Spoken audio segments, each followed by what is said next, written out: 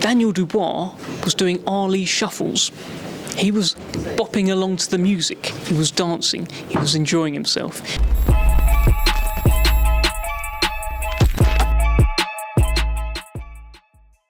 This is Jonathan Agger, Fifth Pro Boxing Fans, joined by Sahni from Queensberry here at the weigh-in for Sam Noakes against Ceglia, I believe. European title fight Friday night at York Hall. Dev, excited? I'm excited. I love how you start your interviews almost kind of sheepishly, right? You're just like, this is Jonathan, PBF, Dev Sahni, main event coming up. And then by the end of it, it's like Dev Sahni reacts to Carl Froch, reacting to Simon Jordan, reacting to Anthony Jones. It turns into something like that. But talking about this show, great. Sam Noakes, main event, 14-0, 13 knockouts. Do you know how hard he hits? Do you know how good he is? A couple of fights ago, he wasn't British champion. He wasn't European champion. He's done that in the space of 2 fights. Time to defend that belt. He wants to get that knockout streak going again. This is a difficult man to get a knockout streak going against. Gianluca Ceglia, I'm going with your pronunciation. He's only been stopped once in his career. 10 years ago, up at a higher weight that he probably shouldn't have been at. He doesn't get knocked out at lightweight. Sam Noakes tends to knock out a lot of people at lightweight.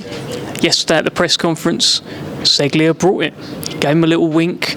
Face off today, it was quite intense. I think the fight's going to be pretty intense as well. And it's a very, very good main event. Looking forward to it. I was going to say, looking at this guy's record, he went the distance with Ivan Mendy, who obviously Sam Noakes went the distance with. So do you think it'll be tough to get this guy out of there? I think it will be tough. I really do. But if anyone can, it's Sam Noakes. He's got a habit of stopping guys and really beating them up. Francis puts it very well, Francis Warren. Says he's like expanding foam. Once you get him on you, you just sort of can't get him off. And I look forward to seeing if that foam can expand adequately enough to stop Gianluca Ceglia tomorrow night and retain that European title. I was looking at Sam Noakes' rankings, and I believe WBO have him like 7 or maybe even higher. So I know there's a lot of talk about the Mark Chamberlain fight, and that won't go away until the fight happens. But do you think there's an opportunity for him to even potentially get, like a world title eliminator soon if he wins tomorrow night? Listen, I mean, look, I don't know what route they're plotting out with him. Francis would be a great person to ask that question to. What I can point to is that Denis Baranchyk is the WBO World Lightweight Champion.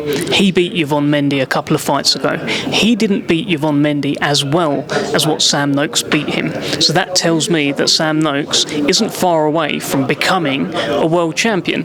What route they take, I don't know. But I'm sure whatever route it is, it leads to the top, because it's inevitable for me that he becomes a world champion. Your lights come off. What is going on? What is going on, Jonathan?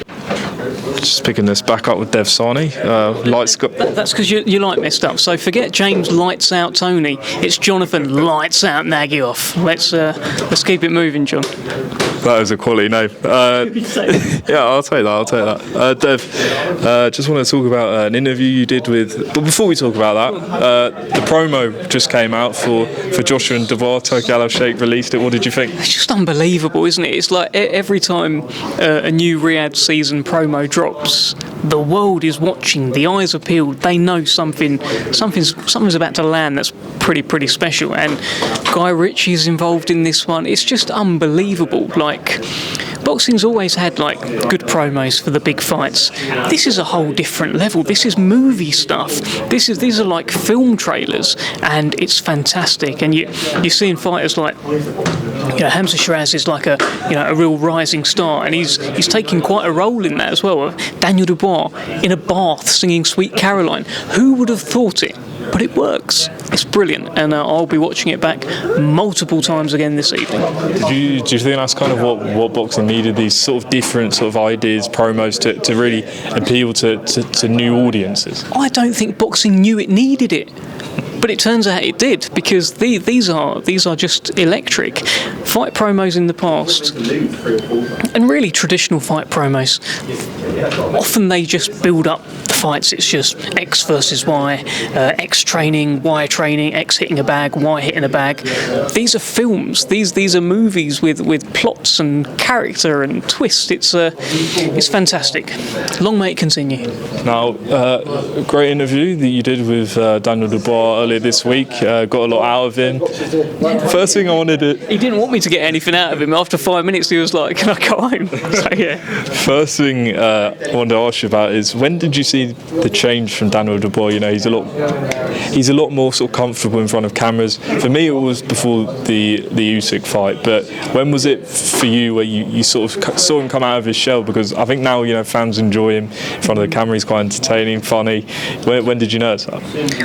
It was a little bit around the Usyk fight, but it's difficult for that to fully come out when you're in the presence of let's say in the presence of greatness. Usyk is great, right?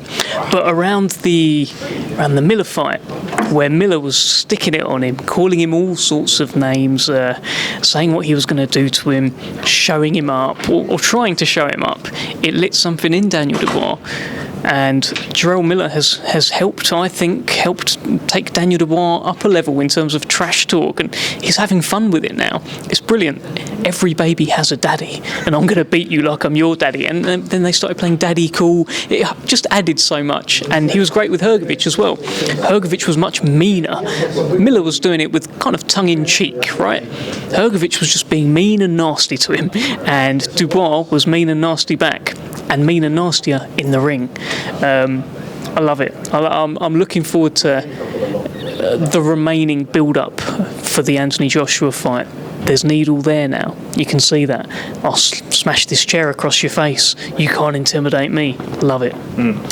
You know, on the day you interviewed Dubois, obviously, you know, he's training, you know, in some secluded area. Lee seems really locked in. What did you make of, you know, his training? I'm sure you would have seen him sort of, you know, training. What did you take from that? He looked in better shape than I've ever seen, and I've followed his whole professional career since he turned pro. Or I'd go to the gym at the Peacock. I went to Shane McGuigan's gym when he was there as well, and now I'm seeing him under Don Charles in the farm, and he's looking incredible. But he's also, you know, he's very focused, he keeps himself to himself kind of thing. But this time there was a little bit more. He was having fun. Kieran Farrell taking him on the pads, and in between, Daniel Dubois was doing Ali shuffles. He was bopping along to the music. He was dancing. He was enjoying himself. It's his birthday tomorrow, as in Friday, and there's a video that's going to come out on social media for his birthday kind of thing. Keep an eye on that. This guy has changed. He's a cool guy. I like him. So when you see an Ali shuffle in round 6, don't be shocked. Don't be surprised. Daniel Dubois can do anything, and not just he's changed as a character. He's grown as a man. He'll be 27 tomorrow, and he's actually now got a blend of youth and experience, because he's been around for years, and he's boxed in stadiums. He's won in stadiums. He's lost in stadiums. He's had the pressure of being written off. He's had the pressure of being the guy who everyone thinks is going to win. He's had experiences now, and we're seeing I think he's approaching kind of his peak of his powers. 27 years old, and he's doing very well. Now, you know, you've seen him, as you said, you know, in countless gyms, and the one thing everyone's always said about him is this guy hits so hard, especially, you know, compared to a lot of other heavyweights. How hard was he hitting when you're in the gym with him? Well, yeah, I mean, I parked up outside the farm, and I nearly went into the wrong entrance, right? I went to the reception area, but I couldn't see anyone there, and then I just heard thud, thud, thud, and it was Daniel Dubois hitting pads, and goodness me, he was hitting very hard. I feel sorry for any pad man who has to take him. The bag that he was hitting after that just about stayed up. He's a monster, and he can hit very hard. Don't just believe me. Go and look at the Ring Magazine's top 10, the heavyweights. Who has the highest knockout percentage? It's Daniel Dubois. The record speaks for itself. Well, you know, we can't wait for that in a couple of weeks' time. Dev, appreciate your time. Anything more you want to add on the show on Friday night, York Call? Maybe about the undercard. We haven't really spoken about that. Tell us a bit about the undercard. Listen, I mean, look, Masood Abdullah. We've got a brilliant kind of set of featherweights in the country right now. At the very top of it, Nick Ball should be the unified world champion, right? Nathaniel Collins, about European level, he's getting there as well. He's also unbeaten. Masood Abdullah is surging up behind them, and in his last 2 fights, he stopped guys who haven't been stopped. Mark Leach, no one stops Mark Leach. Yeah, they do. Masood Abdullah does. What about Cass Ashfaq? No one stops him. Yeah, they do. Masood Abdullah does. George Stewart, unbeaten. No one stops him. Let's find out on Friday. He's looking at a very talented fighter. And just one guy I want to give a shout out to, Josh Frankham. Anyone that's watched him sort of throughout his career, he's an impressive fighter. Excited to see him back. Very much so. He only boxed a couple of weeks ago as well, so a bit of activity for Josh Frankham. I love the guy. He's very easy to talk to. He's got a great sense of humour. I love the family, the fighting Frankhams, and they will make noise for him on Friday. I'm looking forward to the next stages in his career. And you should speak to him as well. He knows the game very well. You get a sort of breakdown from him on like Fury Usyk 2, for example. He'll give you something very good. So great character, and good to see him back. Dev, appreciate your time. Sorry about the technical issues, but we've got through it. And all the best. You're on the MC tomorrow? I'm MCing. So you didn't get any Dev Sahni written. Well, what was the title going to be? Dev Sahni. You'll see. Anthony Joshua's interview about Daniel. Enjoy. Wait and see.